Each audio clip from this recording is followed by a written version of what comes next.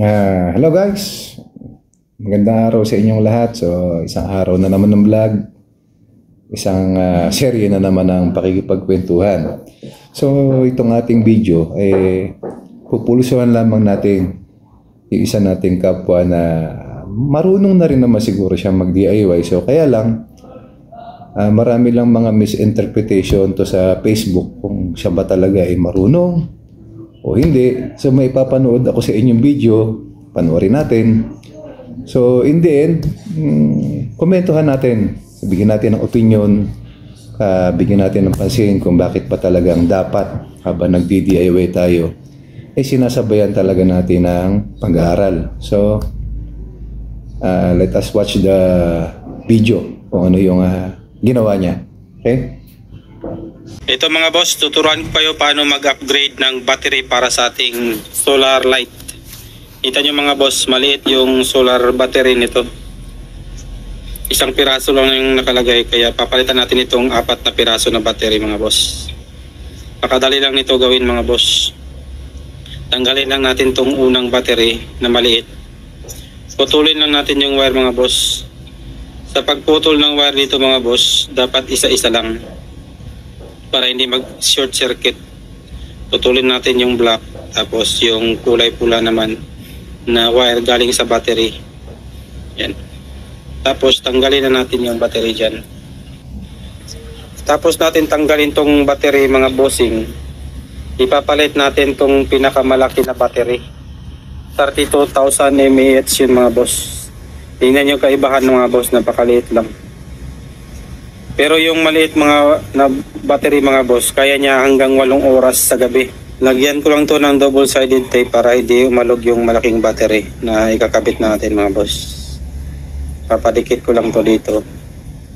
Tapos, yung mga pinutol natin na wire mga boss, yung pula at black, doon lang din natin ikakabit yung wire ng battery natin.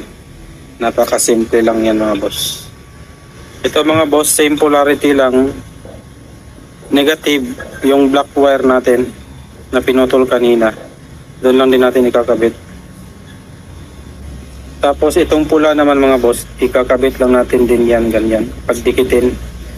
Nakita niyo mga boss, umiilaw na siya. Ganon lang kasimple mga boss.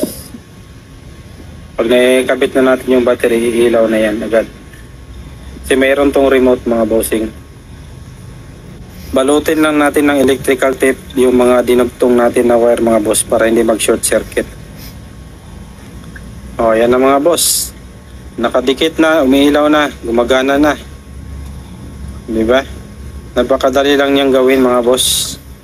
Tapos yung battery bar nito mga boss, tingnan nyo, full bar na siya. Kasi bago tong battery mga boss. Ang battery nga pala nito mga boss, dyan ko lang nabili sa Yellow Basket mga boss. Yun, panood natin. So ngayon, anong masasabi natin? So meron siyang solar LED. Ang existing na battery niya isang 32650. So given yon, as per design ng solar LED niya, isang baterya na 32650. Siyempre computed lang yan as per dun sa laki ng kanyang solar panel. So ngayon, anong mangyayari?